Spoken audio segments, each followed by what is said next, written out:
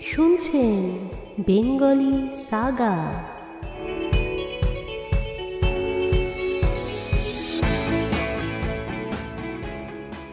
আপনারা শুনছেন Bengali Saga. আমি বিদিশা। আজকে শোনাব রবীন্দ্রনাথ ঠাকুরের লেখা গোড়া উপন্যাসের চতুর্থ পর্ব। বরদাসুন্দরী কহিলেন, তুমি সুচরিতার বিয়ে দেবে না নাকি? পরেশবাবু তাহার স্বাভাবিক শান্ত গম্ভীরভাবে কিছুক্ষণ পাকা দাড়িতে হাত বুলাইলেন। তারপর মৃদুস্বরে কহিলেন, পাত্র কোথায়? বরদাসুন্দরী কহিলেন, কেন, পানুবাবুর সঙ্গে ওর বিবাহের কথা তো ঠিকই হয়ে আছে। অন্তত আমরা তো মনে মনে তাই জানি, সুচরিতাও জানে। পরেশ কহিলেন, পানুবাবুকে রাধারানীর ঠিক পছন্দ হয় বলে আমার মনে হচ্ছে না। বরদাসুন্দরী, দেখো, ওইগুলো আমার ভালো লাগে না। সুচরিতাকে আমার আপন মেয়েদের থেকে কোনো তফাৎ করে দেখিনি, কিন্তু তাই বলে এ কথাও তো বলতে হয় উনিই বা কি এমন অসামান্য? পানুবাবুর মতো বিদ্বান ধার্মিক লোক যদি ওকে পছন্দ করে থাকে, সেটা কি উড়িয়ে দেবার জিনিস? তুমি যাই বলো, আমার লাবণ্যকে তো দেখতে ওর চেয়ে অনেক ভালো, কিন্তু আমি তোমাকে বলে দিচ্ছি, আমরা যাকে পছন্দ করে দেব ও তাকেই বিয়ে করবে, কখনো না বলবে না। তোমরা যদি সুচরিতার দেমাগ বাড়িয়ে তোলো, তাহলে ওর পাত্র মেলাই ভার হবে। পরেশ ইহার পরে আর কোনো কথাই বলিলেন না। বরদাসুন্দরীর সঙ্গে তিনি কোনো দিন তর্ক করিতেন না, বিশেষত সুচরিতা সম্বন্ধে। সতীশকে জন্ম দিয়া যখন সুচরিতার মার মৃত্যু হয়, তখন সুচরিতার বয়স 7। তাহার পিতা রামশরণ হালদার স্ত্রীর মৃত্যুর পরে ব্রাহ্ম সমাজে প্রবেশ করেন এবং পাড়ার লোকের অত্যাচারে গ্রাম ছাড়িয়া ঢাকায় আসিয়া আশ্রয় লন। সেখানে পোস্ট অফিসের কাজে যখন নিযুক্ত ছিলেন, তখন পরেশের সঙ্গে তাহার ঘনিষ্ঠ বন্ধুত্ব হয়। সুচরিতা তখন হইতে পরেশকে ঠিক নিজের পিতার মতোই জানিত। রামশরণের মৃত্যু হঠাৎ ঘটিয়াছিল। তাহার টাকা কড়ি যাহা কিছু ছিল, তাহা তাহার ছেলে ও মেয়ের নামে 2 ভাগে দান করিয়া তিনি উইলপত্রে পরেশবাবুকে ব্যবস্থা করিবার ভার দিলেন। তখন হইতে সতীশ ও সুচরিতা পরেশের পরিবারভুক্ত হইয়া গিয়াছিল। ঘরের বা বাহিরের লোকে সুচরিতার প্রতি বিশেষ স্নেহ বা মনোযোগ করিলে বরদাসুন্দরীর মনে ভালো লাগিত না, অথচ যে কারণেই হোক সুচরিতা সকলের কাছ হইতে স্নেহ ও শ্রদ্ধা আকর্ষণ করিত। বরদাসুন্দরীর মেয়েরা তাহার ভালোবাসা লইয়া পরস্পরের সঙ্গে ঝগড়া করিত। বিশেষত মেজ মেয়ে ললিতা তাহার ঈর্ষাপরায়ণ প্রণয়ের দ্বারা সুচরিতাকে দিন রাত্রি যেন আঁকড়িয়া থাকিতে চাহিত। পড়াশোনার খ্যাতিতে তাহার মেয়েরা তখনকার কালের সকল বিদুষীকেই ছাড়াইয়া যাইবে, বরদাসুন্দরীর মনে এই আকাঙ্ক্ষা ছিল।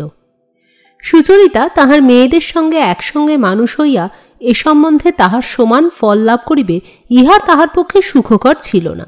সেই জন্য স্কুলে যাইবার সময় সুচরিতা নানা প্রকার বিঘ্ন ঘটিতে থাকিত। সেই সকল বিঘ্নের কারণ অনুমান করিয়া পরে সুচরিতার স্কুল বন্ধ করিয়া দিয়া তাহাকে নিজেই পড়াইতে আরম্ভ করিলেন। শুধু তাই নয়, সুচরিতা বিশেষভাবে তাহারই যেন সঙ্গিনীর মতো হইয়া উঠিল। তিনি তাহার সঙ্গে নানা বিষয় আলাপ করিতেন। যেখানে যাইতেন তাহাকে সঙ্গে করিয়া লইয়া যাইতেন। যখন দূরে থাকিতে বাধ্য হইতেন, তখন চিঠিতে বহুতর প্রসঙ্গ উত্থাপন করিয়া বিস্তারিত আলোচনা করিতেন। এমনই করিয়া সুচরিতার মন তাহার বয়স ও অবস্থাকে ছাড়াইয়া অনেকটা পরিণত হইয়া উঠিয়াছিল। তাহার মুখশ্রীতে ও আচরণে যে একটি গাম্ভীর্যের বিকাশ হইয়াছিল, তাহাতে কেহ তাহাকে বালিকা বলিয়া গণ্য করিতে পারিত না। এবং লাবণ্য যদিচ বয়সে প্রায় তাহার সমান ছিল, তবু সকল বিষয়ে সুচরিতাকে সে আপনার চেয়ে বড় বলিয়াই মনে করিত। এমনকি বরদাসুন্দরীও তাহাকে ইচ্ছা করিলেও কোনো মতেই তুচ্ছ করিতে পারিতেন না। পাঠকরা পূর্বেই পরিচয় পাইয়াছেন, হারানবাবু অত্যন্ত উৎসাহী ব্রাহ্ম সমাজের সকল কাজেই তাহার হাত ছিল। তিনি নৈশ স্কুলের শিক্ষক, কাগজের সম্পাদক, স্ত্রী বিদ্যালয়ের সেক্রেটারি, কিছুতেই তাহার শ্রান্তি ছিল না। এই যুবকটি যে একদিন ব্রাহ্ম সমাজে অতুচ্চ স্থান অধিকার করিবে, সকলেরই মনে এই আশা ছিল। বিশেষত ইংরাজি ভাষায় তাহার অধিকার ও দর্শনশাস্ত্রে তাহার পারদর্শিতা সম্বন্ধে খ্যাতি বিদ্যালয় ছাত্রদের যোগে ব্রাহ্ম সমাজের বাহিরেও বিস্তৃত হইয়াছিল। এই সকল নানা কারণে অন্যান্য সকল ব্রাহ্মের ন্যায় সুচরিতাও হারানবাবুকে বিশেষ শ্রদ্ধা করিত। ঢাকা হইতে কলিকাতা আসিবার সময় হারানবাবুর সহিত পরিচয়ের জন্য তাহার মনের মধ্যে ঔৎসুক্যও জন্মিয়াছিল। অবশেষে বিখ্যাত হারানবাবুর সঙ্গে শুধু যে পরিচয় হইল তাহা নয়, অল্প দিনের মধ্যেই সুচরিতার প্রতি তাহার হৃদয়ের আকৃষ্ট ভাব প্রকাশ করিতে হারানবাবু সংকোচ বোধ করিলেন না। স্পষ্ট করিয়া তিনি যে সুচরিতার নিকট তাহার প্রণয় জ্ঞাপন করিয়াছিলেন তাহা নহে, কিন্তু সুচরিতার সর্বপ্রকার অসম্পূর্ণতা পূরণ, তাহার ত্রুটি সাধন, তাহার উৎসাহবর্ধন, তাহার উন্নতি সাধনের জন্য তিনি এমনই মনোযোগী হইয়া উঠিলেন যে এই কন্যাকে যে তিনি বিশেষভাবে আপনার উপযুক্ত সঙ্গিনী করিয়া তুলিতে ইচ্ছা করিয়াছেন তাহা সকলের কাছেই সুগোচর হইয়া উঠিল। এই ঘটনায় হারানবাবুর প্রতি বরদা সুন্দরীর পূর্বতন শ্রদ্ধা নষ্ট হইয়া গেল এবং ইহাকে তিনি সামান্য স্কুল মাস্টার বলিয়া অবজ্ঞা করিতে চেষ্টা করিলেন। সুচরিতা যখন বুঝিতে পারিল যে সে বিখ্যাত হারানবাবু চিত্ত জয় করিয়াছে, তখন মনের মধ্যে ভক্তিমিশ্রিত গর্ব অনুভব করিল। প্রধান পক্ষের নিকট হইতে কোনো প্রস্তাব উপস্থিত না হইলেও হারানবাবুর সঙ্গেই সুচরিতার বিবাহ নিশ্চয় বলিয়া সকলে যখন স্থির করিয়াছিল, তখন সুচরিতাও মনে মনে তাহাতে সায় দিয়াছিল এবং হারানবাবু ব্রাহ্ম সমাজের যে সকল হিত সাধনের জন্য জীবন উৎসর্গ করিয়াছেন, কিরূপ শিক্ষা ও সাধনার দ্বারা সেও তাহার উপযুক্ত হইবে, এই তাহার এক বিশেষ উৎকণ্ঠার বিষয় হইয়া উঠিয়াছিল। সে যে কোনো মানুষকে বিবাহ করিতে যাইতেছে তাহা হৃদয়ের মধ্যে অনুভব করিতে পারে নাই। সে যেন ব্রহ্ম সম্প্রদায়ের সুমহৎ মঙ্গলকে বিবাহ করিতে প্রস্তুত হইয়াছে। সেই মঙ্গল প্রচুর গ্রন্থপাঠ দ্বারা অতুচ্চ বিদ্বান এবং তত্ত্বজ্ঞানের দ্বারা নিরতিশয় গম্ভীর। এই বিবাহের কল্পনা তাহার কাছে ভয়, সম্ভ্রম ও দুঃসাধ্য দায়িত্ববোধের দ্বারা রচিত একটি পাথরের কেল্লার মতো বোধ হইতে লাগিল। তাহা যে কেবল সুখে বাস করিবার তাহা নহে, তাহা লড়াই করিবার, তাহা পারিবারিক নহে, তাহা ঐতিহাসিক। এই অবস্থাতেই যদি বিবাহ হইয়া যাইত, তবে অন্তত কন্যাপক্ষের সকলেই এই বিবাহকে বিশেষ একটা সৌভাগ্য বলিয়াই জ্ঞান করিত।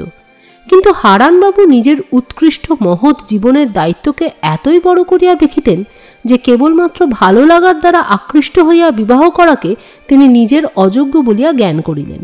এই বিবাহ দ্বারা ব্রাহ্ম সমাজ কি পরিমাণে লাভবান হইবে তাহা সম্পূর্ণ বিচার না করিয়া তিনি এ কাজে প্রবৃত্ত হইতে পারিলেন না। এই কারণে তিনি সেই দিক হইতে সুচরিতাকে পরীক্ষা করিতে লাগিলেন।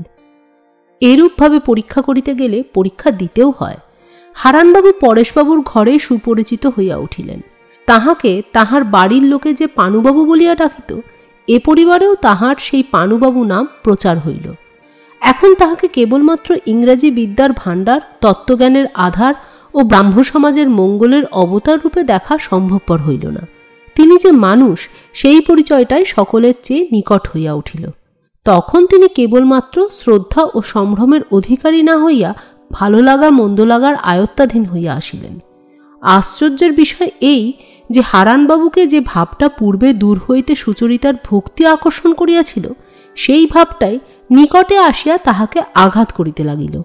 ব্রাহ্ম সমাজের মধ্যে যাহা কিছু সত্য, মঙ্গল ও সুন্দর আছে, হারানবাবু তাহার অভিভাবক স্বরূপ হইয়া তাহার রক্ষাকর্তার ভার লওয়াতে তাহাকে অত্যন্ত অসঙ্গত রূপে ছোট দেখিতে হইল। সত্যের সঙ্গে মানুষের যথার্থ সম্বন্ধ ভক্তির সম্বন্ধ, তাহাতে মানুষকে স্বভাবতই বিনয়ী করিয়া তোলে।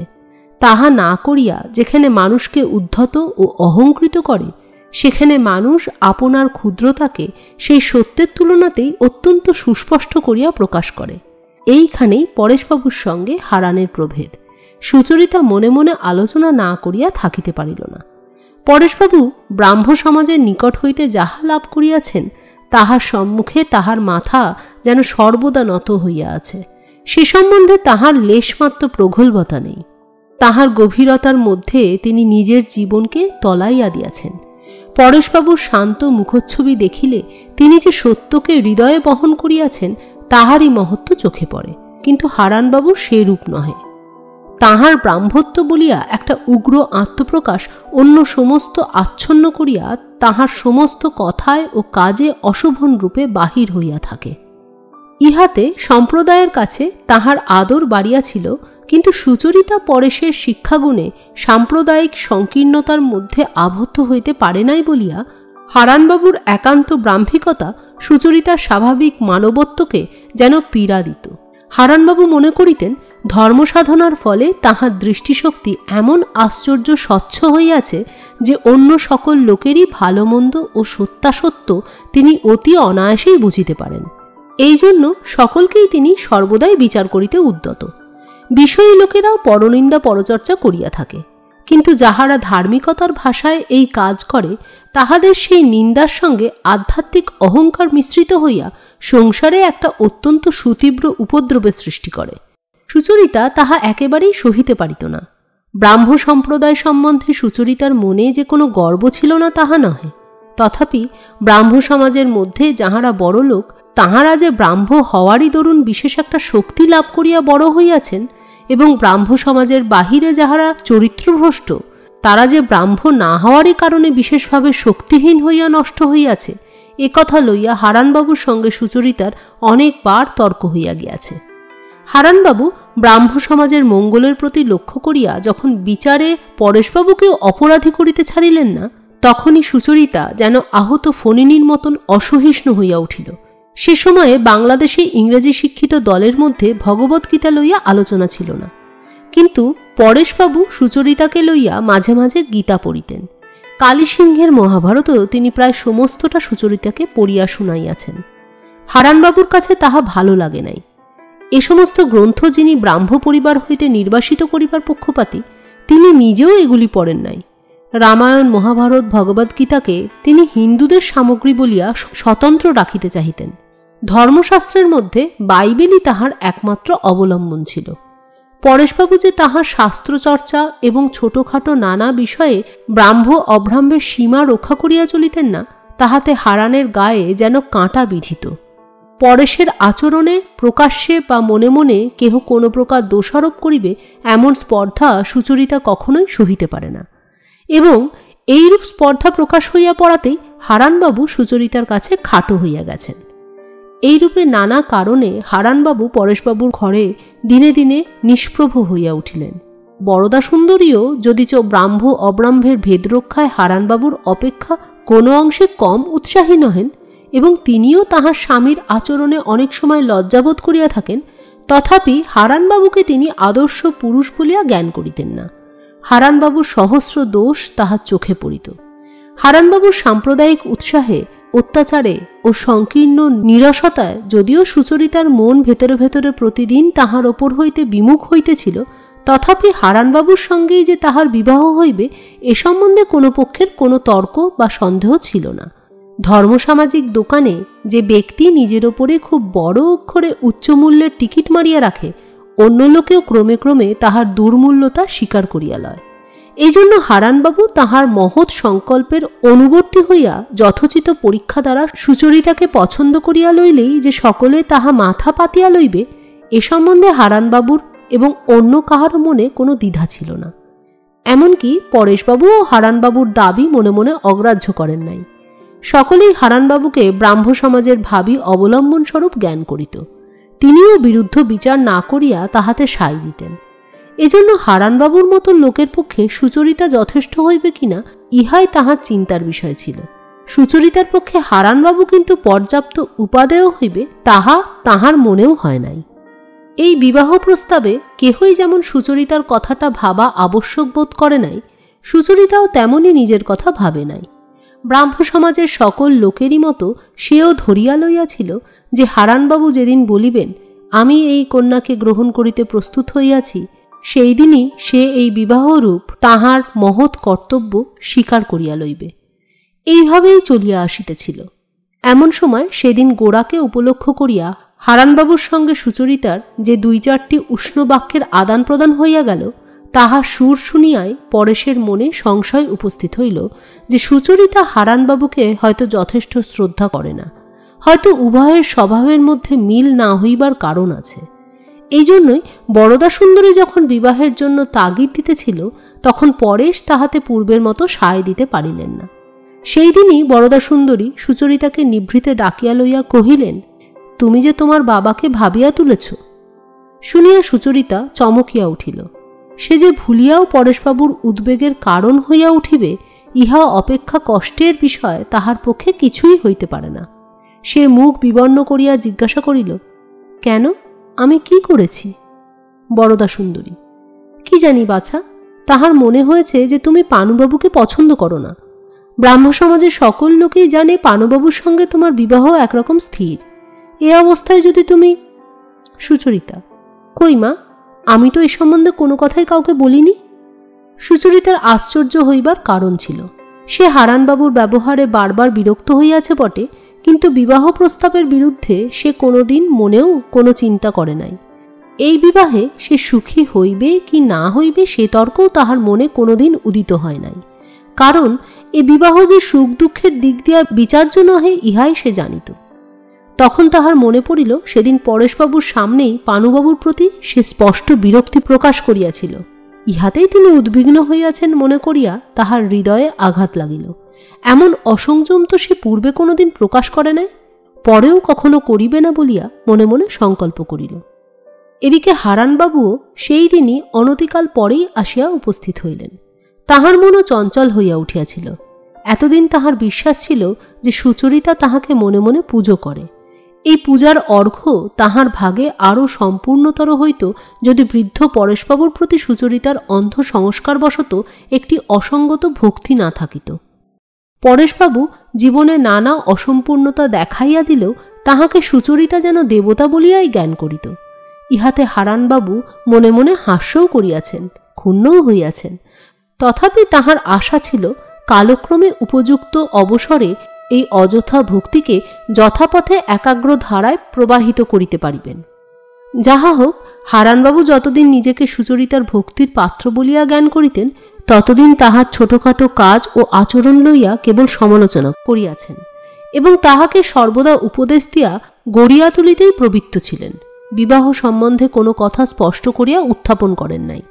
সেদিন সুচরিতার দুই একটি কথা শুনিয়া যখন হঠাৎ তিনি বুঝিতে পারিলেন সেও তাহাকে বিচার করিতে আরম্ভ করিয়াছে, তখন হইতে অবিচলিত গাম্ভীর্য ও স্থৈর্য রক্ষা করা তাহার পক্ষে কঠিন হইয়া উঠিয়াছে। ইতিমধ্যে যে দুই একবার সুচরিতার সঙ্গে তাহার দেখা হইয়াছে, পূর্বের ন্যায় গৌরব অনুভব ও প্রকাশ করিতে পারেন নাই। সুচরিতার সঙ্গে তাহার কথায় ও আচরণে একটা কলহের ভাব দেখা দিয়াছে।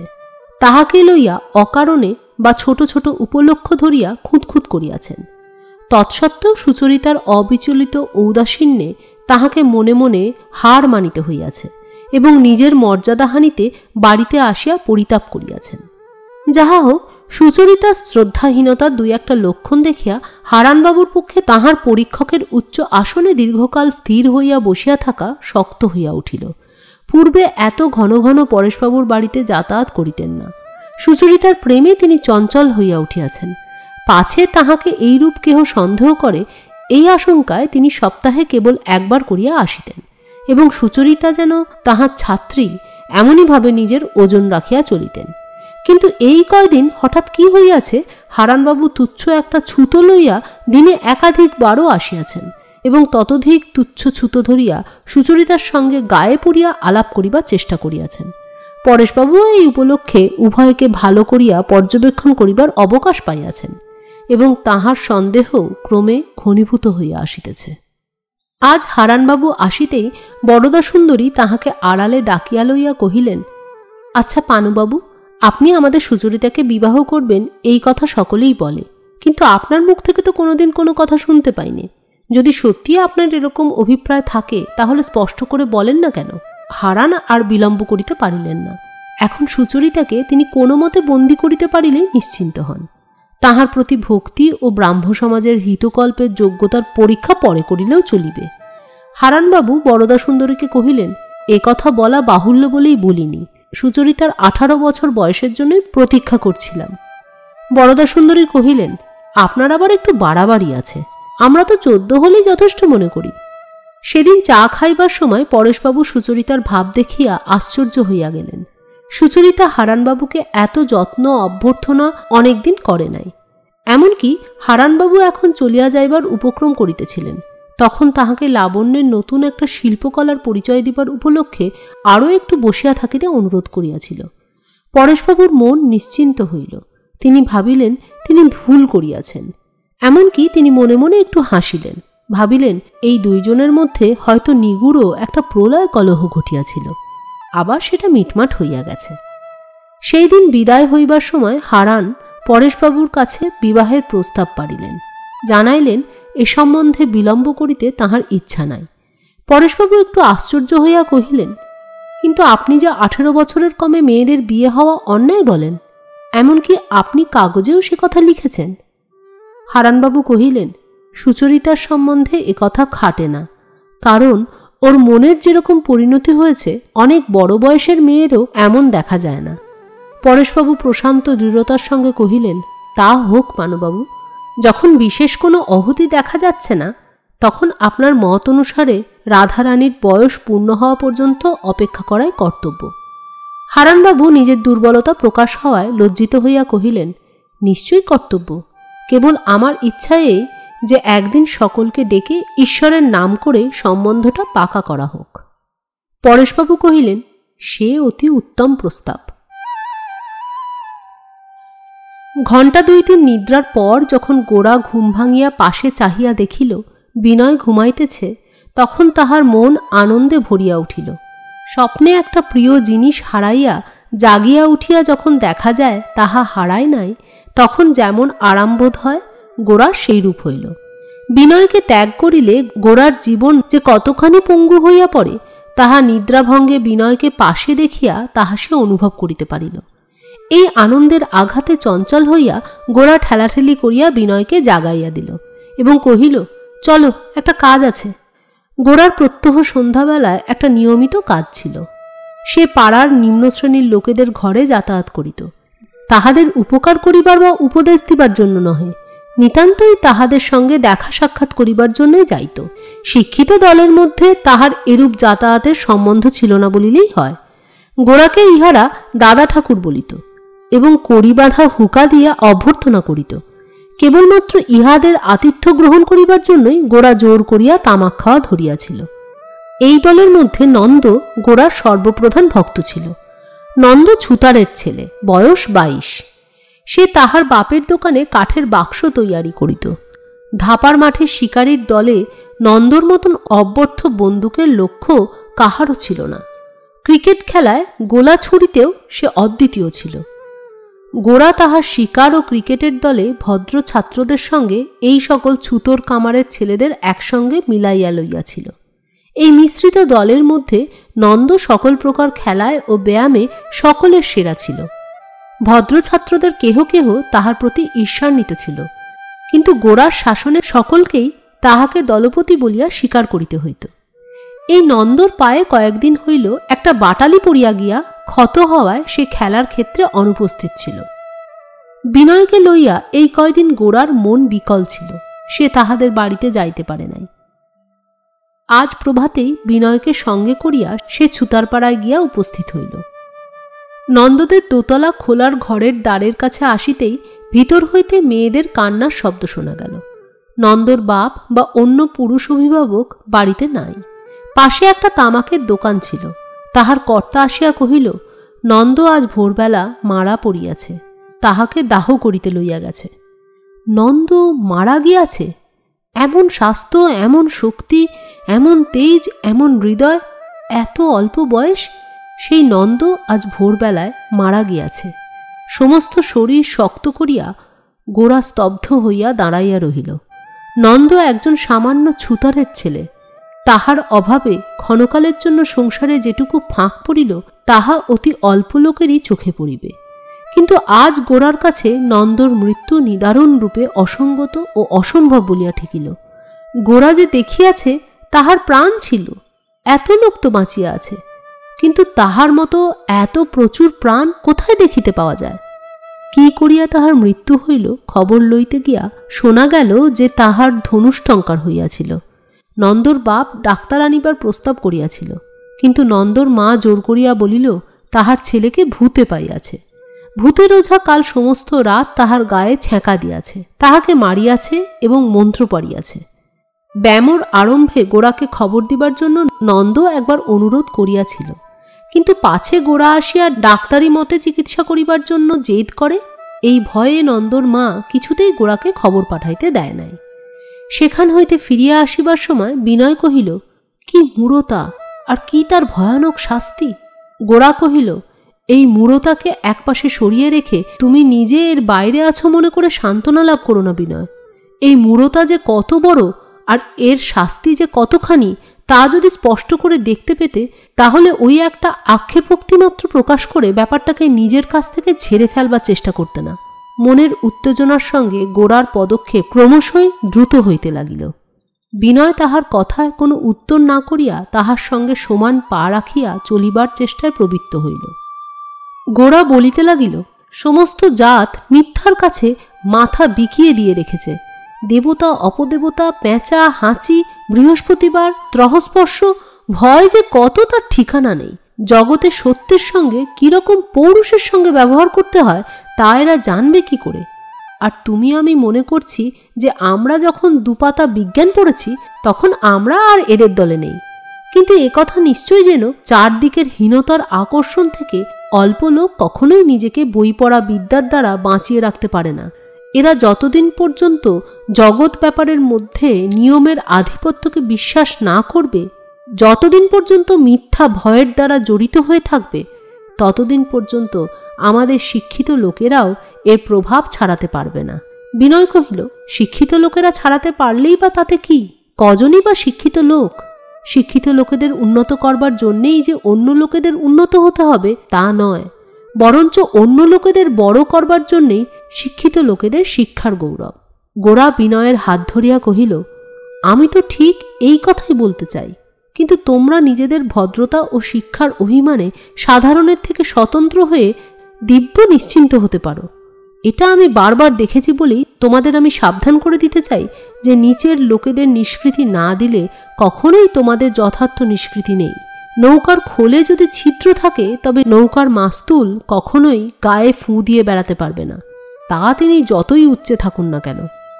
বিনয় নিরুত্তরে গোরার সঙ্গে সঙ্গে চলিতে লাগিল। গোরা কিছুক্ষণ পর চুপ করিয়া হঠাৎ বলিয়া উঠিলেন, না বিনয়, এ আমি কিছুতেই সহ্য করতে পারবো না।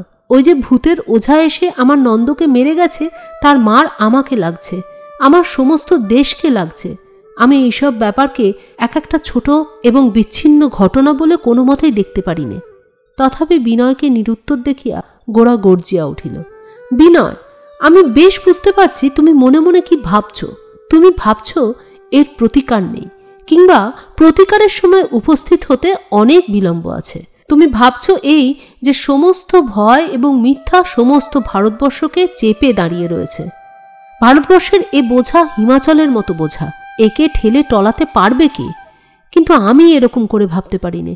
যদি ভাবতুম তাহলে বাঁচতে পারতুম না।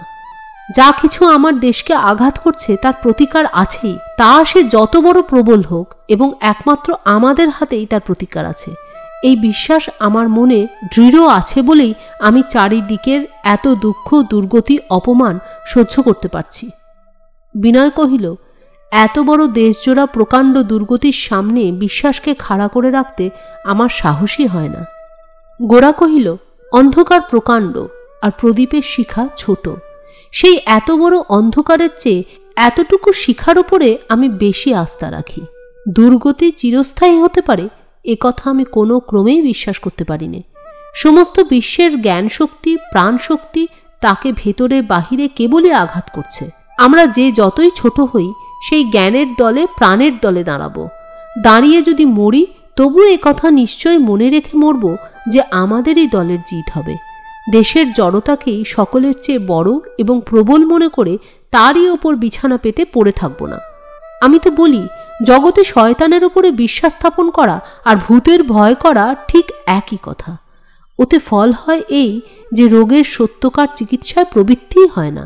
যেমন মিথ্যা ভয় তেমনই মিথ্যা ওঝা, দুয়ে মিলেই আমাদের মারতে থাকে। বিনয়, আমি তোমাকে বারবার বলছি, এ কথা এক মুহূর্তের জন্য স্বপ্নেও অসম্ভব বলে মনে করো না যে আমাদের এই দেশ মুক্ত হবেই। অজ্ঞান তাকে চিরদিন জড়িয়ে থাকবে না, এবং ইংরেজ তাকে আপনার বাণিজ্য তরির পিছনে চিরকাল শিকল দিয়ে বেঁধে নিয়ে বেড়াতে পারবে না। এ কথা মনে দৃঢ় রেখে প্রতিদিনই আমাদের প্রস্তুত থাকতে হবে। ভারতবর্ষ স্বাধীন হবার জন্য ভবিষ্যতের কোন এক তারিখে লড়াই আরম্ভ হবে, তোমরা তার উপর বরাত দিয়ে নিশ্চিন্ত হয়ে আছো। আমি বলছি, লড়াই আরম্ভ হয়েছে, প্রতি মুহূর্ত লড়াই চলছে। এ সময় যদি তোমরা নিশ্চিন্ত হয়ে থাকতে পারো, তাহলে তার চেয়ে কাপুরুষতা তোমাদের কিছুতেই হতে পারে না।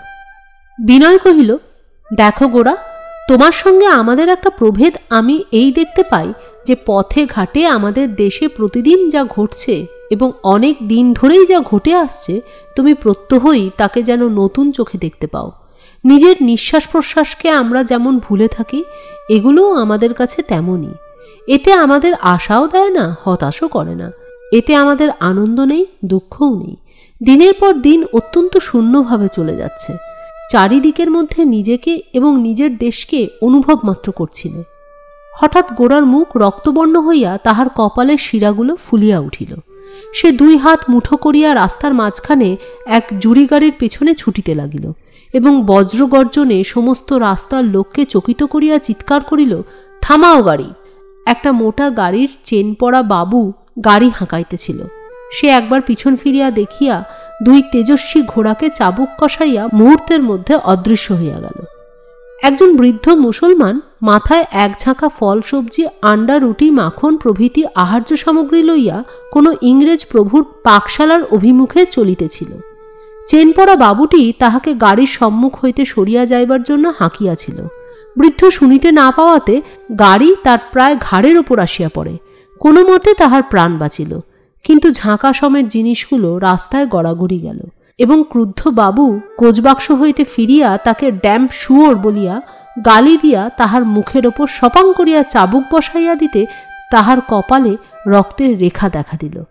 বৃদ্ধ আল্লাহ বলিয়া নিঃশ্বাস ফেলিয়া যে জিনিসগুলো নষ্ট হয় নাই তাহাই বাছিয়া ঝাঁকায় তুলিতে প্রবৃত্ত হইল। গোরা ফিরিয়া আসিয়া বিকীর্ণ জিনিসগুলা নিজে কুড়াইয়া তাহার ঝাঁকায় উঠাইতে লাগিল। মুসলমান মুটে ভদ্রলোক পথিকের এই ব্যবহারে অত্যন্ত সংকুচিত হইয়া কহিল, আপনি কেন কষ্ট করছেন বাবু? এ আর কোনো কাজে লাগবে না। গোরা এ কাজের অনাবশ্যকতা জানিত এবং সে ইহাও জানিত যাহার সাহায্য করা হইতেছে সে লজ্জা অনুভব করিতেছে। বস্তুত সাহায্য হিসাবে এরূপ কাজের বিশেষ মূল্য নাই। কিন্তু এই ভদ্রলোক যাহাকে অন্যায় অপমান করিয়াছে, আর এক ভদ্রলোক সেই অপমানিতের সঙ্গে নিজেকে সমান করিয়া ধর্মের ক্ষুব্ধ ব্যবস্থায় সামঞ্জস্য আনিতে চেষ্টা করিতেছে, এ কথা রাস্তার লোকের পক্ষে বোঝা অসম্ভব।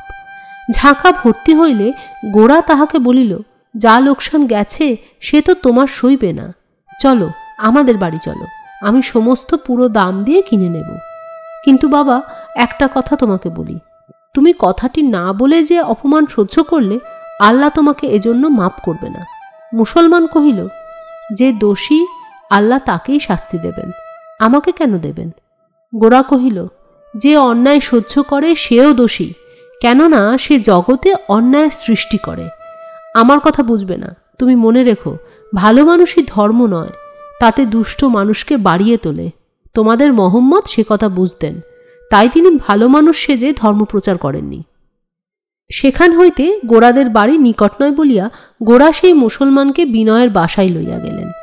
বিনয়ের দেরাজের সামনে দাঁড়াইয়া বিনয়কে কহিল, টাকা বের করো। বিনয় কহিল, তুমি ব্যস্ত হচ্ছ কেন? বসোগে না, আমি দিচ্ছি বলিয়া হঠাৎ চাবি খুঁজিয়া পাইল না। অধীর গোরা এক টান দিতেই দুর্বল দেরাজ বন্ধ চাবির বাধা না মানিয়া খুলিয়া গেল। দেরাজ খুলিতেই পরেশবাবুর পরিবারের সকলের একত্রে তোলা একটা বড় ফটোগ্রাফ সর্বাগ্রে চোখে পড়িল।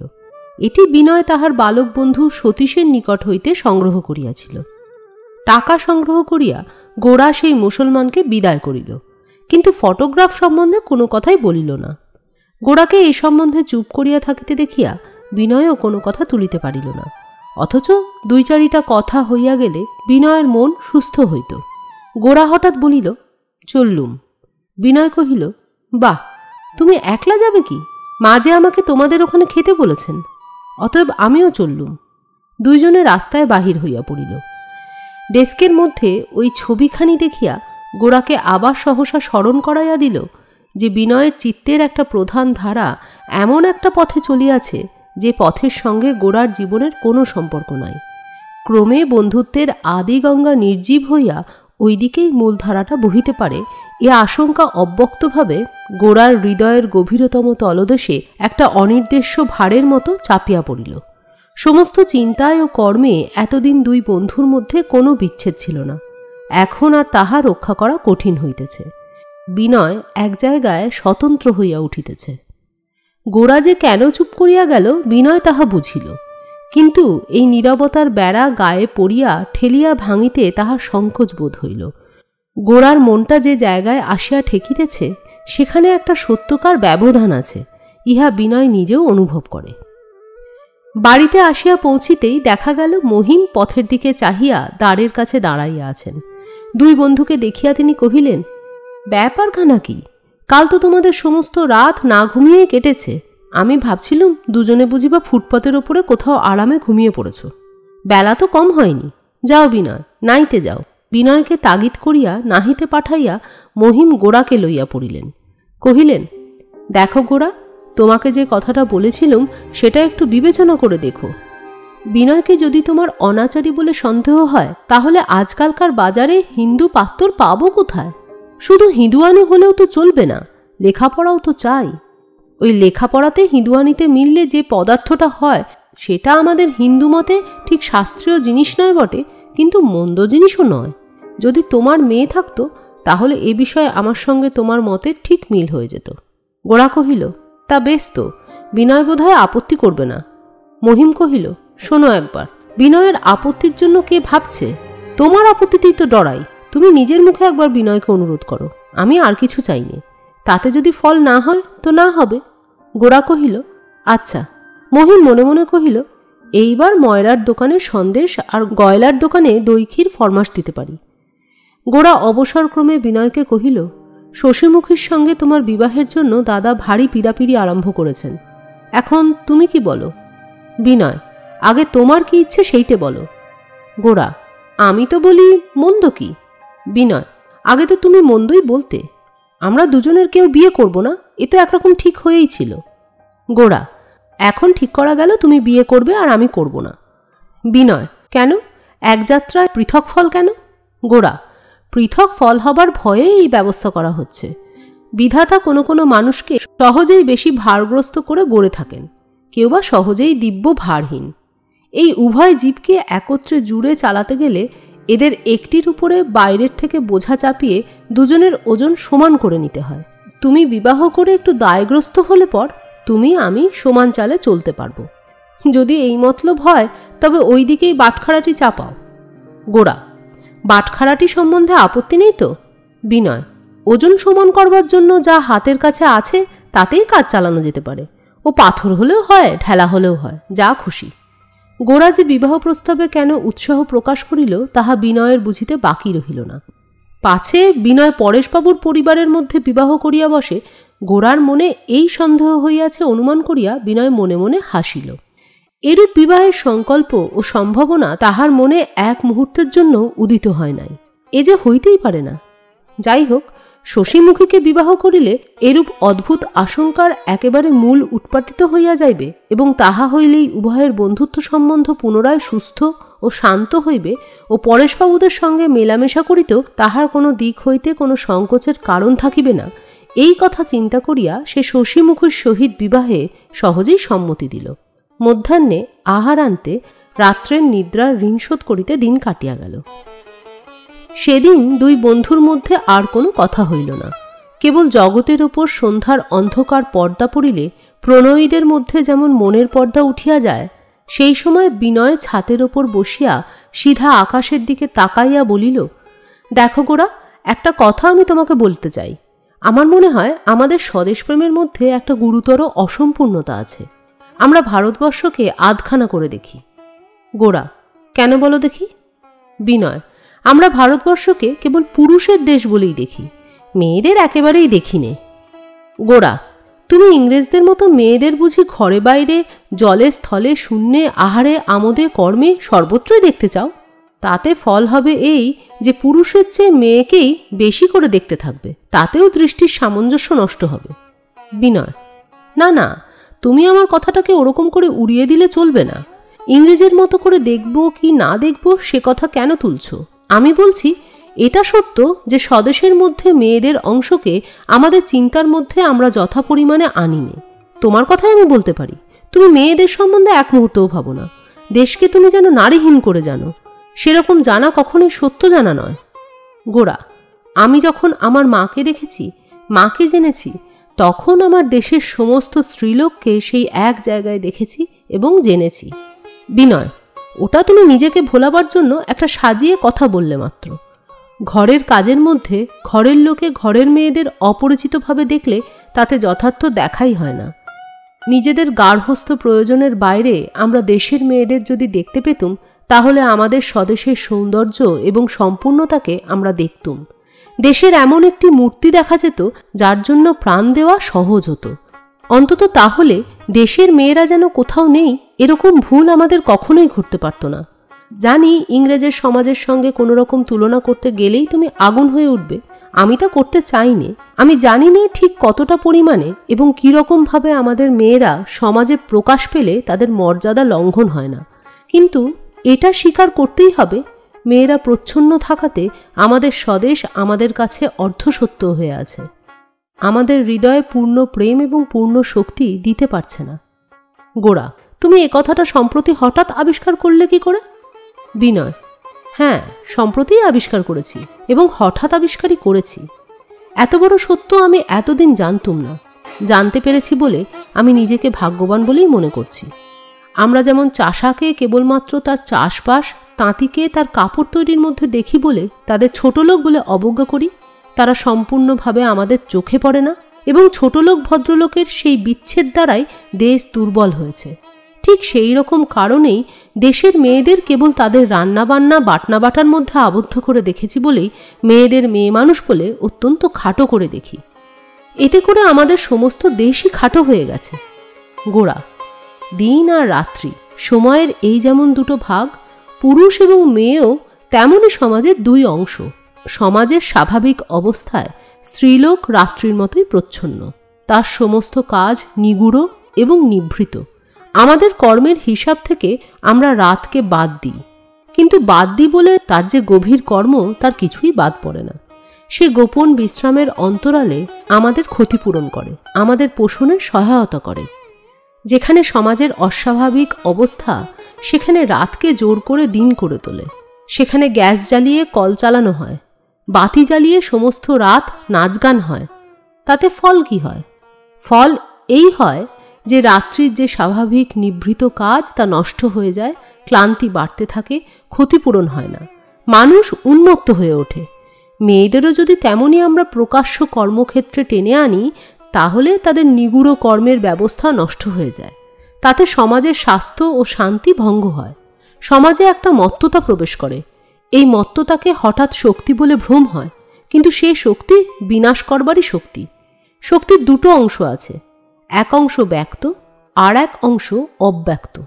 এক অংশ উদ্যোগ আর এক অংশ বিশ্রাম, এক অংশ প্রয়োগ আর এক অংশ সম্বরণ।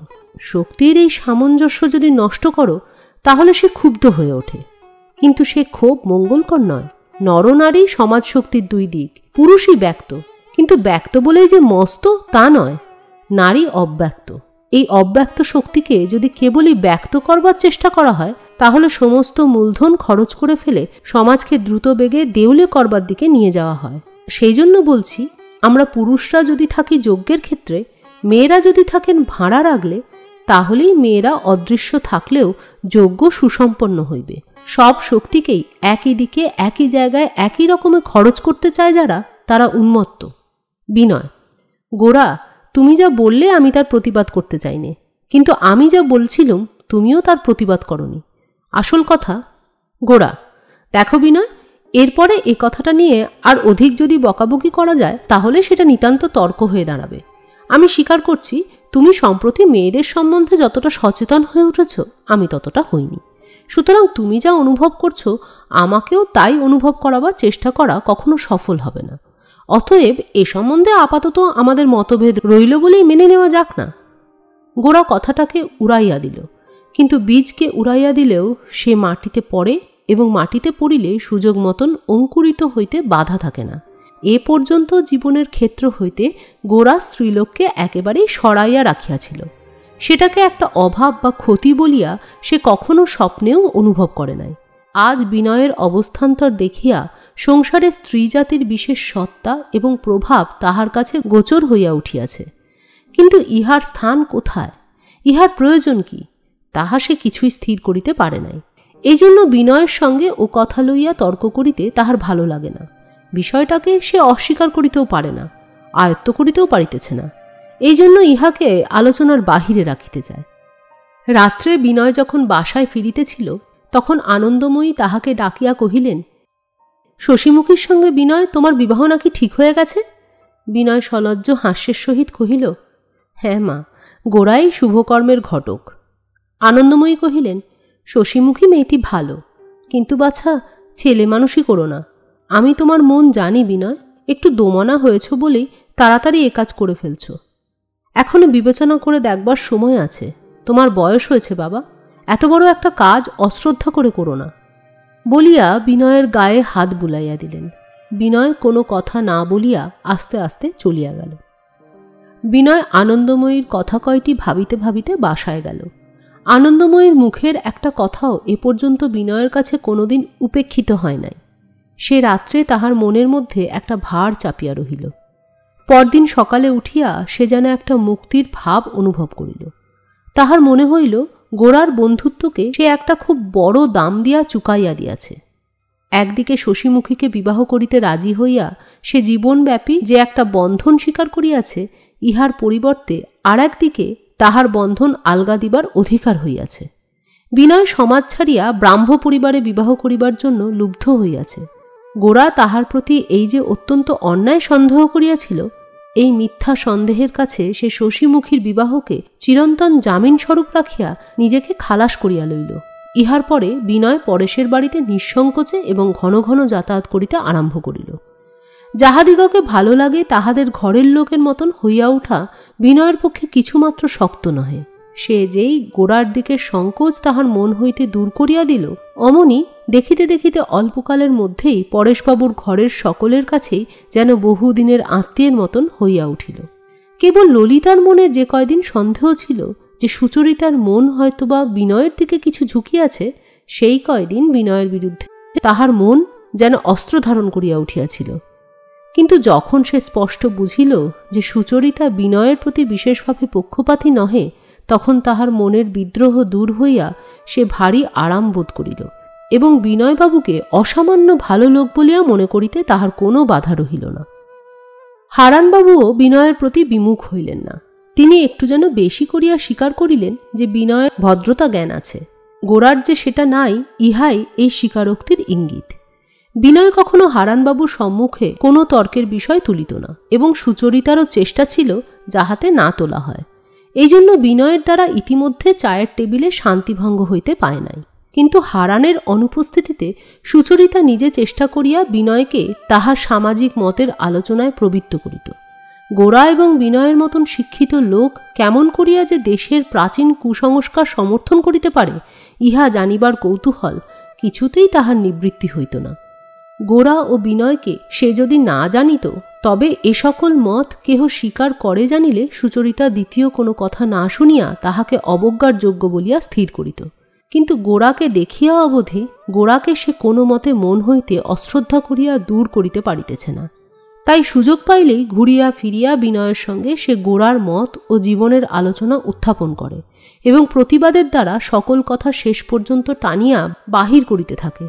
পরে সুচরিতাকে সকল সম্প্রদায়ের মত শুনিতে দেওয়াই তাহার সুশিক্ষার উপায় বলিয়া জানিতেন। এই জন্য তিনি এ সকল তর্কে কোনোদিন শঙ্কা অনুভব বা বাধা প্রদান করেন নাই। একদিন সুচরিতা জিজ্ঞাসা করিল, আচ্ছা, গৌরমোহনবাবু কি সত্যিই জাতিভেদ মানেন, না ওটা দেশ অনুরাগের একটা বাড়াবাড়ি? বিনয় কহিল, আপনি কি সিঁড়ির ধাপগুলোকে মানেন? ওগুলোও তো সব বিভাগ, কোনোটা ওপরে কোনোটা নিচে। সুচরিতা, নিচ থেকে উপরে উঠতে হয় বলেই মানি, নইলে মানবার কোনো প্রয়োজন ছিল না। সমান জায়গায় সিঁড়িকে না মানলেও চলে। বিনয়, ঠিক বলেছেন, আমাদের সমাজ একটা সিঁড়ি। এর মধ্যে উদ্দেশ্য ছিল, সেটা হচ্ছে নিচে থেকে ওপরে উঠিয়ে দেওয়া, মানব জীবনের একটা পরিণামে নিয়ে যাওয়া। যদি সমাজকে সংসারকেই পরিণাম বলে জানতুম, তাহলে কোনো বিভাগ ব্যবস্থা প্রয়োজনই ছিল না। তাহলে ইউরোপীয় সমাজের মতো প্রত্যেকে অন্যের চেয়ে বেশি দখল করবার জন্য কাড়াকাড়ি মারামারি করে চলতুম। সংসারে যে কৃতকার্য হতো সেই মাথা তুলত। যার চেষ্টা নিষ্ফল হতো সে একেবারেই তলিয়ে যেত। আমরা সংসারের ভেতর দিয়ে সংসারকে পার হতে চাই বলেই সংসারের কর্তব্যকে প্রবৃত্তি ও প্রতিযোগিতার ওপরে প্রতিষ্ঠিত করিনি। সংসার কর্মকে ধর্ম বলে স্থির করেছি, কেননা কর্মের দ্বারা অন্য কোনো সফলতা নয়, মুক্তি লাভ করতে হবে। সেই জন্যই একদিকে সংসারের কাজ, অন্যদিকে সংসার কাজের পরিণাম, উভয় দিকে তাকিয়ে আমাদের সমাজ বর্ণভেদ অর্থাৎ বৃত্তিভেদ স্থাপন করেছেন। সুচরিতা: আমি যে আপনার কথা খুব স্পষ্ট বুঝতে পারছি তা নয়। আমার প্রশ্ন এই যে উদ্দেশ্যে সমাজের বর্ণভেদ প্রচলিত হয়েছে আপনি বলছেন, সেই উদ্দেশ্য কি সফল হয়েছে দেখতে পাচ্ছেন? বিনয়: পৃথিবীতে সফলতার চেহারা দেখতে পাওয়া বড় শক্ত। গ্রিসের সফলতা আজ গ্রিসের মধ্যে নেই, সেজন্য বলতে পারি নে গ্রিসের সমস্ত আইডিয়াই ভ্রান্ত এবং ব্যর্থ। গ্রিসের আইডিয়া কখনো মানব সমাজের মধ্যে নানা আকারে সফলতা লাভ করেছে। ভারতবর্ষ যে জাতিভেদ বলে সামাজিক সমস্যার একটা বড় উত্তর দিয়েছিলেন, সে উত্তরটা এখনো মরেনি, সেটা এখনো পৃথিবীর সামনে রয়েছে। ইউরোপও সামাজিক সমস্যার অন্য কোনো সদুত্তর এখনো দিতে পারেনি, সেখানে কেবলই ঠেলাঠেলি হাতাহাতি চলছে। ভারতবর্ষের এই উত্তরটা মানব সমাজে এখনো সফলতার জন্য প্রতীক্ষা করে আছে। আমরা একে ক্ষুদ্র সম্প্রদায়ের অন্ধতাবশত উড়িয়ে দিলেই যে উড়ে যাবে তা মনেও করবেন না। আমরা ছোট ছোট সম্প্রদায়েরা জলবিম্বের মতন সমুদ্রে মিশিয়া যাব, কিন্তু ভারতবর্ষের সহজ প্রতিভা হতে এই যে একটা প্রকাণ্ড মীমাংসা উদ্ভূত হয়েছে, পৃথিবীর মধ্যে যতক্ষণ পর্যন্ত এর কাজ না হবে ততক্ষণ ও স্থির দাঁড়িয়ে থাকবে। সুচরিতা সংকুচিত হইয়া জিজ্ঞাসা করিল, আপনি রাগ করবেন না, কিন্তু এ সত্যি করে বলুন, এ সমস্ত কথা কি আপনি গৌরমোহনবাবুর প্রতিধ্বনির মতন বলছেন, না এ আপনি সম্পূর্ণ বিশ্বাস করেছেন? বিনয় হাসিয়া কহিল, আপনাকে সত্যি করেই বলছি, গোড়ার মতো আমার বিশ্বাসের জন্যেই।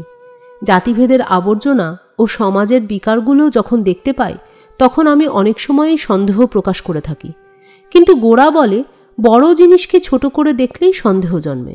গাছের ভাঙা ডাল ও শুকনো পাতাকেই গাছের চরম প্রকৃতি বলে দেখা বুদ্ধির অসহিষ্ণুতা।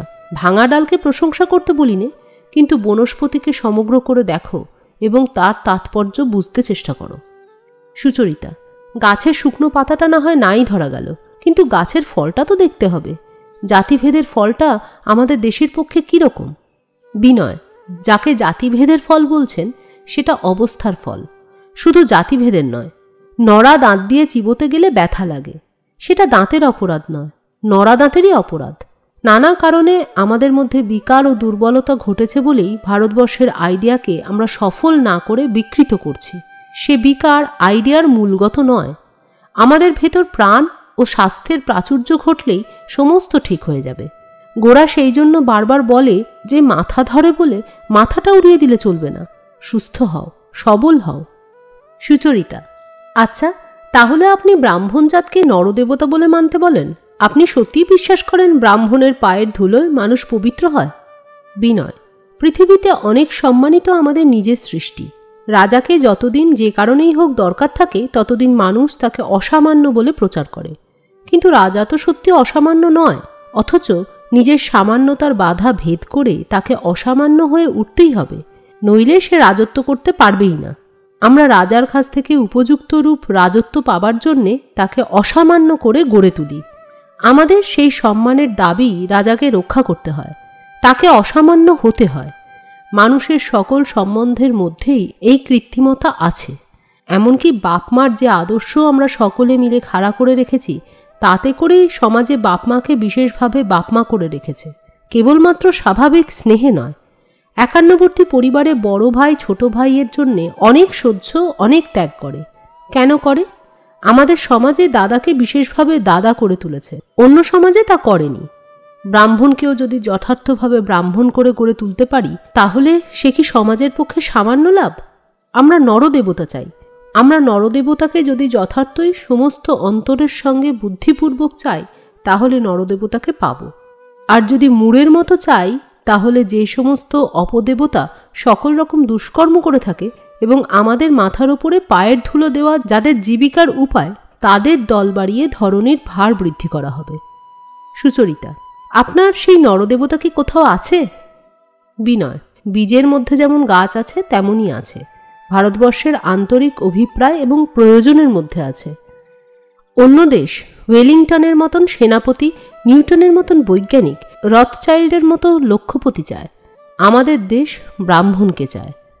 ব্রাহ্মণ, যার ভয় নেই, লোভকে যে ঘৃণা করে, দুঃখকে যে জয় করে, অভাবকে যে লক্ষ্য করে না, যে পরমে ব্রহ্মণি যোজিত চিত্ত, যে অটল, যে শান্ত, যে মুক্ত, সেই ব্রাহ্মণকে ভারতবর্ষ চায়। সেই ব্রাহ্মণকে যথার্থভাবে পেলে তবেই ভারতবর্ষ স্বাধীন হবে। আমাদের সমাজের প্রত্যেক বিভাগকে, প্রত্যেক কর্মকে সর্বদাই একটি মুক্তির সুর যোগাবার জন্য ব্রাহ্মণকে চাই, রাঁধবার জন্যে এবং ঘণ্টা নাড়বার জন্যে নয়। সমাজের সার্থকতাকে সমাজের চোখের সামনে সর্বদা প্রত্যক্ষ করে রাখবার জন্যে ব্রাহ্মণকে চাই। এই ব্রাহ্মণের আদর্শকে আমরা যত বড় করে অনুভব করব, ব্রাহ্মণের সম্মানকে তত বড় করে তুলতে হবে। সে সম্মান রাজার সম্মানের চেয়ে অনেক বেশি। সে সম্মান দেবতারই সম্মান। এদেশে ব্রাহ্মণ যখন সেই সম্মানের যথার্থ অধিকারী হবে, তখন এদেশকে কেউ অপমানিত করতে পারবে না। আমরা কি রাজার কাছে কেউ মাথা হেঁট করি? অত্যাচারীর বন্ধন গলায় পড়ি? নিজের ভয়ের কাছে আমাদের মাথা নত।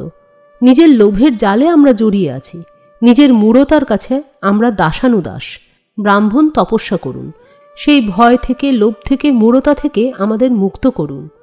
আমরা তাঁদের কাছ থেকে যুদ্ধ চাইনে, বাণিজ্য চাইনে, আর কোনো প্রয়োজন চাইনে। তাঁরা আমাদের সমাজের মাঝখানে মুক্তির সাধনাকে সত্য করে তুলুন। পরেশবাবু এতক্ষণ চুপ করিয়া শুনিতেছিলেন।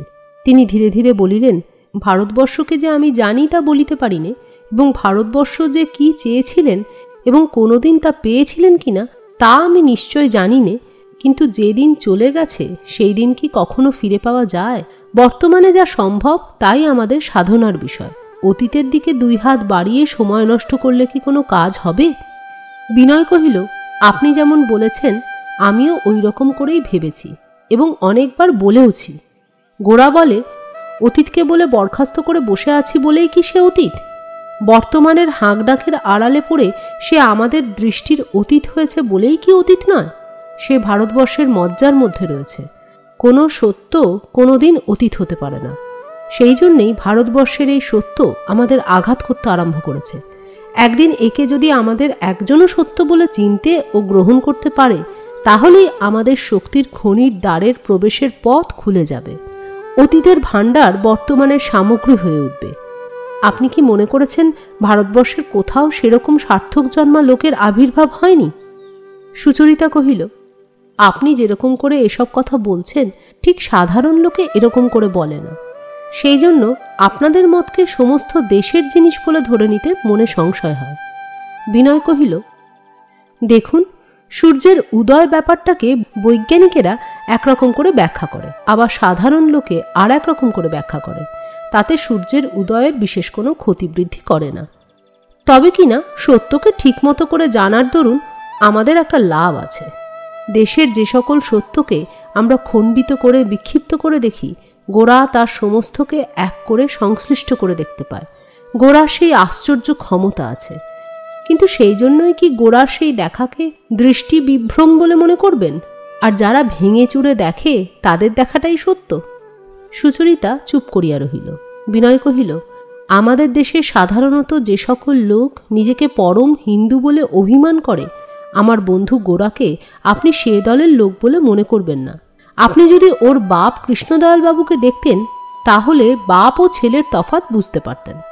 কৃষ্ণদয়াল বাবু সর্বদাই কাপড় ছেড়ে গঙ্গাজল ছিটিয়ে পাঁজি পুঁথি মিলিয়ে নিজেকে সুপবিত্র করে রাখবার জন্য অহরহ ব্যস্ত হয়ে আছেন। রান্না সম্বন্ধে খুব ভালো বামুনকেও তিনি বিশ্বাস করেন না, পাছে তার ব্রাহ্মণত্বে কোথাও কোনো ত্রুটি থাকে। গোরাকে তার ঘরের ত্রিসীমানায় ঢুকতে দেন না।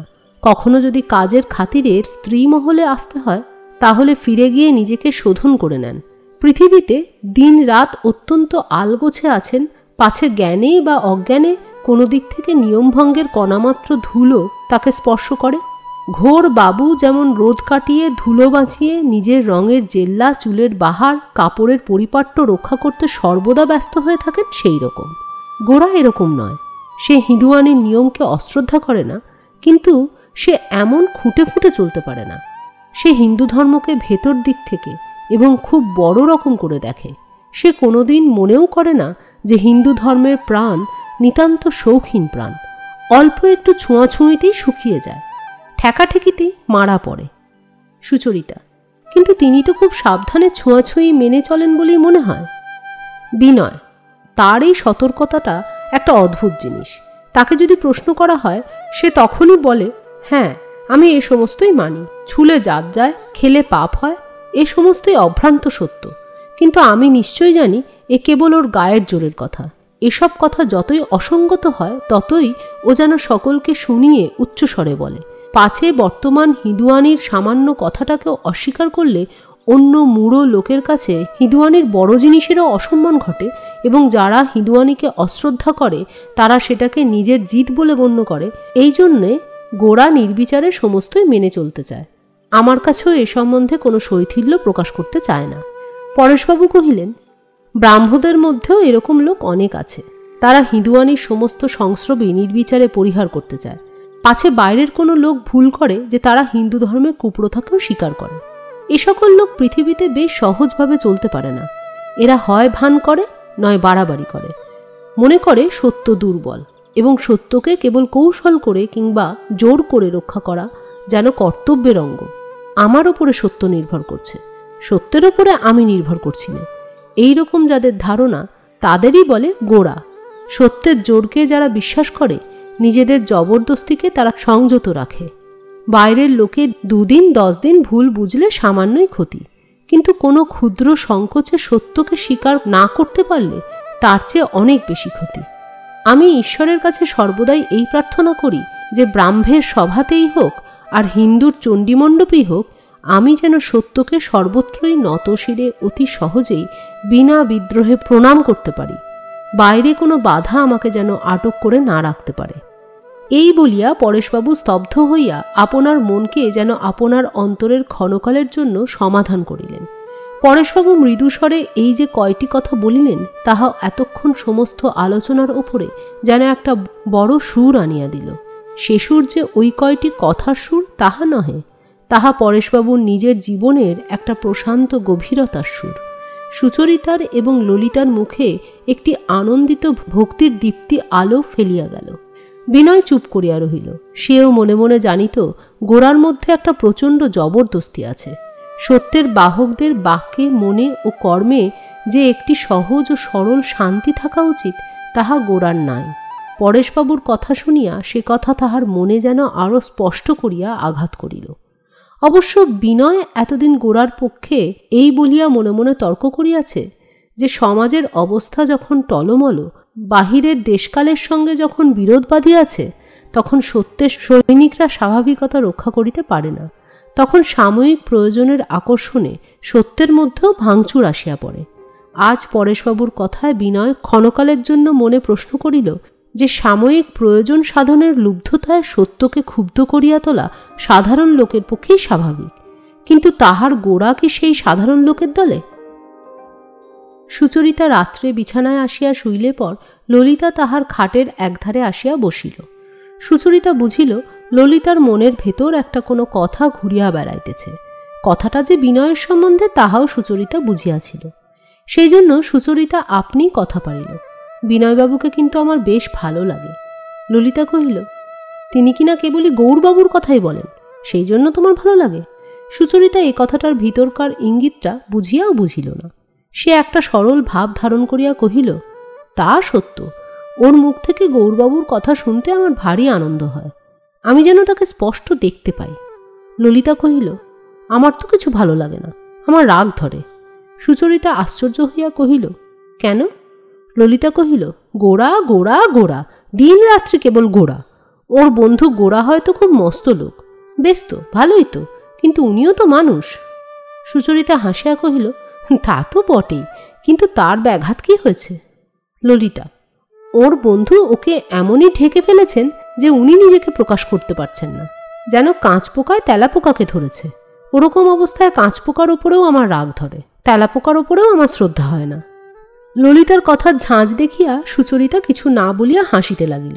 ললিতা কহিল, দিদি, তুমি হাসছ, কিন্তু আমি তোমাকে বলছি, আমাকে যদি কেউ ওরকম করে চাপা দিতে চেষ্টা করত, আমি তাকে একদিনের জন্য সহ্য করতে পারতুম না। লোকে যাই মনে করুক, তুমি আমাকে আচ্ছন্ন করে রাখুনি। তোমার সেরকম প্রকৃতিই নয়, সেই জন্য আমি তোমাকে এত ভালোবাসি। আসল বাবার কাছ থেকে তোমার ওই শিক্ষা হয়েছে। তিনি সব লোককেই তার জায়গাটুকু ছেড়ে দেন। এই পরিবারের মধ্যে সুচরিতা এবং ললিতা পরেশবাবুর পরম ভক্ত। বাবা বলিতেই তাদের হৃদয় যেন স্ফীত হইয়া ওঠে। সুচরিতা কহিল, বাবার সঙ্গে কি আর কারো তুলনা হয়? কিন্তু যাই বলো ভাই, বিনয়বাবু ভারী চমৎকার করে বলতে পারেন। ললিতা, ওগুলো ঠিক ওর মনের কথা নয় বলেই অত চমৎকার করে বলেন। যদি নিজের কথা বলতেন তাহলে বেশ দিব্যি সহজ কথা হতো। মনে হতো না যে ভেবে ভেবে বানিয়ে বানিয়ে বলছেন। চমৎকার কথার চেয়ে সে আমার ঢের ভালো লাগে। সুচরিতা, তা রাগ করিস কেন ভাই? গৌরমোহনবাবুর কথাগুলো ওর নিজেরই কথা হয়ে গেছে। ললিতা, তা যদি হয় তো সে ভারী বিশ্রী। ঈশ্বর কি বুদ্ধি দিয়েছেন পরের কথা ব্যাখ্যা করবার, আর মুখ দিয়েছেন পরের কথা চমৎকার করে বলবার জন্যে? অমন চমৎকার কথায় কাজ নেই। সুচরিতা, কিন্তু এটা তুই বুঝিস না কেন যে বিনয়বাবু গৌরমোহনবাবুকে ভালোবাসেন, তার সঙ্গে ওর মনের সত্যিকার মিল আছে? ললিতা অসহিষ্ণু হইয়া বলিয়া উঠিল, না না না, সম্পূর্ণ মিল নেই। গৌরমোহনবাবুকে মেনে চলা ওর অভ্যেস হয়ে গেছে। সেটা দাসত্ব, সে ভালোবাসা নয়। অথচ উনি জোর করে মনে করতে চান যে তার সঙ্গে ওর ঠিক একমত। সেই জন্যেই তার মতগুলিকে উনি অত চেষ্টা করে চমৎকার করে বলে নিজেকে ও অন্যকে ভোলাতে ইচ্ছা করেন। উনি কেবলই নিজের মনের সন্দেহকে, বিরোধকে চাপা দিয়ে চলতে চান। পাছে গৌরমোহনবাবুকে না মানতে হয়, তাকে না মানবার সাহস ওর নেই। ভালোবাসা থাকলে মতের সঙ্গে না মিললেও মানা যেতে পারে। অন্ধ না হয়েও নিজেকে ছেড়ে দেওয়া যায়। ওর তো তা নয়। উনি গৌরমোহনবাবুকে মানছেন হয়তো ভালোবাসা থেকে, অথচ কিছুতে সেটা স্বীকার করতে পারছেন না। ওর কথা শুনলেই সেটা বেশ স্পষ্ট বোঝা যায়। আচ্ছা দিদি, তুমি বোঝনি? সত্যি বলো। সুচরিতা ললিতার মতন একথা এমন করিয়া ভাবে নাই, কারণ গোরাকে সম্পূর্ণরূপে জানিবার জন্যই তাহার কৌতূহল ব্যগ্র হইয়াছিল। বিনয়কে স্বতন্ত্র করিয়া দেখিবার জন্য তাহার আগ্রহই ছিল না। সুচরিতা ললিতার প্রশ্নের স্পষ্ট উত্তর না দেয়া কহিল, আচ্ছা বেশ, তোর কথাই মেনে নেওয়া গেল। তা কি করতে হবে বল? ললিতা, আমার ইচ্ছা করে ওর বন্ধুর বাঁধন থেকে ছাড়িয়ে নিয়ে ওকে স্বাধীন করে দিতে। সুচরিতা, চেষ্টা করে দেখ না ভাই। ললিতা, আমার চেষ্টায় হবে না, তুমি একটু মনে করলেই হয়। সুচরিতা যদিও ভেতরে ভেতরে বুঝিয়াছিল যে বিনয় তাহার প্রতি অনুরক্ত, তবু সে ললিতার কথা হাসিয়া উড়াইয়া দিবার চেষ্টা করিল। ললিতা কহিল, গৌরমোহনবাবুর শাসন কাটিয়েও উনি যে তোমার কাছে এমন করে ধরা দিতে আসছেন, তাতেই আমার ওকে ভালো লাগে। ওর অবস্থার কেউ হলে ব্রাহ্ম মেয়েদের গাল দিয়ে নাটক লিখত। ওর মন এখনো খোলসা আছে। তোমাকে ভালোবাসেন আর বাবাকে ভক্তি করেন, এই তার প্রমাণ। বিনয়বাবুকে ওর নিজের ভাবে খাড়া করিয়ে দিতেই হবে দিদি। উনি যে কেবলই গৌরমোহনবাবুকে প্রচার করতে থাকেন, সে আমার অসহ্য বোধ হয়। এমন সময় দিদি দিদি করিয়া সতীশ ঘরে আসিয়া প্রবেশ করিল। বিনয় তাহাকে আজ গড়ের মাঠে সার্কাস দেখাইতে লইয়া গিয়াছিল। যদিও অনেক রাত্রি হইয়াছিল, তবু তাহার এই প্রথম সার্কাস দেখার উৎসাহ সে সম্বরণ করিতে পারিতেছিল না। সার্কাসের বর্ণনা করিয়া সে কহিল, বিনয়বাবুকে আজ আমার বিছানায় ধরে আনছিল। তিনি বাড়িতে ঢুকেছিলেন, তারপরে আবার চলে গেলেন, বললেন কাল আসবেন। দিদি, আমি তাকে বলেছি তোমাদের একদিন সার্কাস দেখাতে নিয়ে যেতে। ললিতা জিজ্ঞাসা করিল, তিনি তাতে কি বললেন? সতীশ কহিল, তিনি বললেন মেয়েরা বাঘ দেখলে ভয় করবে, আমার কিন্তু কিছু ভয় হয়নি। বলিয়া সতীশ পৌরুষ অভিমানে বুক ফুলাইয়া বসিল। ললিতা কহিল, তা বই কি, তোমার বন্ধু বিনয়বাবুর সাহস যে কত বড় তা বেশ বুঝতে পারছি। না ভাই দিদি, আমাদের সঙ্গে করে ওকে সার্কাস দেখাতে নিয়ে যেতেই হবে। সতীশ কহিল, কাল যে দিনের বেলায় সার্কাস হবে। ললিতা কহিল, সেই তো ভালো, দিনের বেলাতেই যাব। পরদিন বিনয় আসিতেই ললিতা বলিয়া উঠিল, এই যে ঠিক সময়ে বিনয়বাবু এসেছেন, চলুন। বিনয়, কোথায় যেতে হবে? ললিতা, সার্কাসে। সার্কাসে? দিনের বেলায় এক তাঁবু লোকের সামনে মেয়েদের লইয়া সার্কাসে যাওয়া? বিনয় তো হতবুদ্ধি হইয়া গেল। ললিতা কহিল, গৌরমোহনবাবু বুঝি রাগ করবেন? ললিতার এই প্রশ্নে বিনয় একটু চকিত হইয়া উঠিল। ললিতা আবার কহিল, সার্কাসে মেয়েদের নিয়ে যাওয়া সম্বন্ধে গৌরমোহনবাবুর মত আছে? বিনয় কহিল, নিশ্চয়ই আছে। ললিতা, সেটা কীরকম আপনি ব্যাখ্যা করে বলুন। আমি দিদিকে ডেকে নিয়ে আসি, তিনিও শুনবেন। বিনয় খোঁচা খাইয়া হাসিল। ললিতা কহিল, হাসছেন কেন বিনয়বাবু? আপনি কাল সতীশকে বলেছিলেন মেয়েরা বাঘকে দেখলে ভয় করে। আপনি কাউকে ভয় করেন নাকি? ইহার পরে সেদিন মেয়েদের লইয়া বিনয় সার্কাসে গিয়াছিল। শুধু তাই নয়, গোরার সঙ্গে তাহার সম্বন্ধটা ললিতার এবং সম্ভবত এ বাড়ির অন্য মেয়েদের কাছে কিরূপভাবে প্রভাবিত হইয়াছে সে কথাটাও বারবার তাহার মনের মধ্যে তোলপাড় করিতে লাগিল। তাহার পরে যেদিন বিনয়ের সঙ্গে দেখা হইল, ললিতা যেন নিরীহ কৌতূহলের সঙ্গে জিজ্ঞাসা করিল, গৌরমোহনবাবুকে সেদিনকার সার্কাসের গল্প বলেছেন? এ প্রশ্নের খোঁচা বিনয়কে গভীর করিয়া বাজিল। কেননা তাহাকে কর্ণমূল রক্তবর্ণ করিয়া বলিতে হইল, না, এখনো বলা হয়নি। লাবণ্য আসিয়া ঘরে ঢুকিয়া কহিল, বিনয়বাবু আসুন না। ললিতা কহিল, কোথায়? সার্কাসে নাকি? লাবণ্য কহিল, বাহ, আজ আবার সার্কাস কোথায়? আমি ডাকছি আমার রুমালের চারধারে পেন্সিল দিয়ে একটা পাড় এঁকে দিতে। আমি সেলাই করব। বিনয়বাবু কি সুন্দর আঁকতে পারেন। লাবণ্য বিনয়কে ধরিয়া লইয়া গেল।